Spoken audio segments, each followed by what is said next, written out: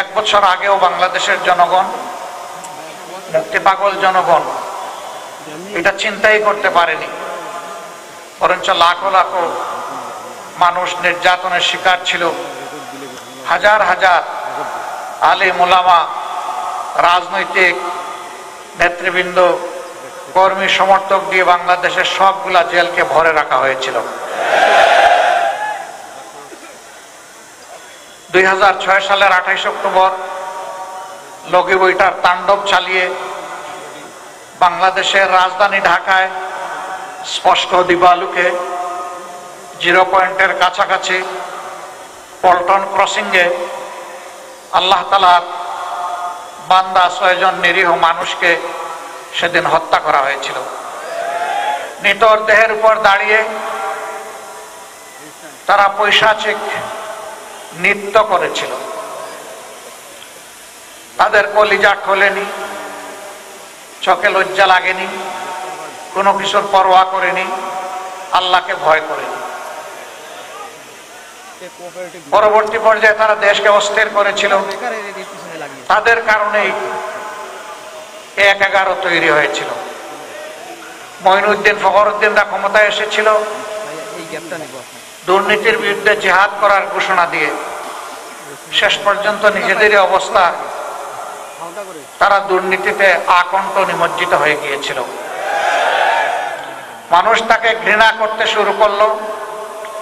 তারা তখন বাঁচার জন্য নিরাপদ রাস্তা বা সেফ এক্সিট খুঁজতে থাকলো।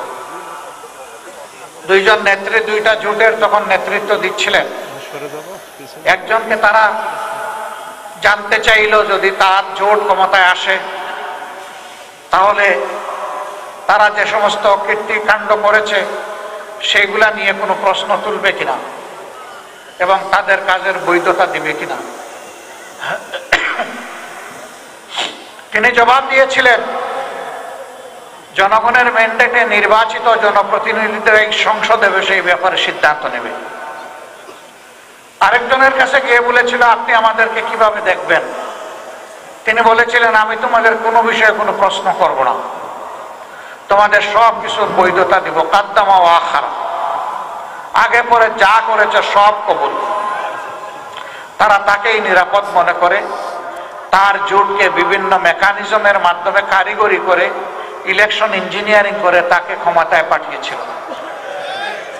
ক্ষমতায় যাওয়ার আগে বহু সুন্দর সুন্দর কথা বলেছিলেন, কিন্তু ক্ষমতায় যাওয়ার পরেই তারা আসল রূপে আবির্ভূত হলেন।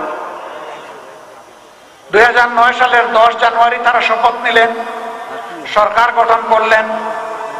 পরের মাসেই ফেব্রুয়ারি মাসের 25 এবং 26 তারিখ ঢাকার পিলখানায় বিডিআর সদর দপ্তরে নারকীয় হত্যাকাণ্ডের মাধ্যমে বাংলাদেশ সেনাবাহিনীর, দেশপ্রেমিক সেনাবাহিনীর 57 জন দেশপ্রেমিক, চৌকস, মেধাবী, সাহসী সেনা অফিসারকে হত্যা করার মাধ্যমে তাদের ক্ষমতায় এসে হত্যার যাত্রা শুরু করলেন।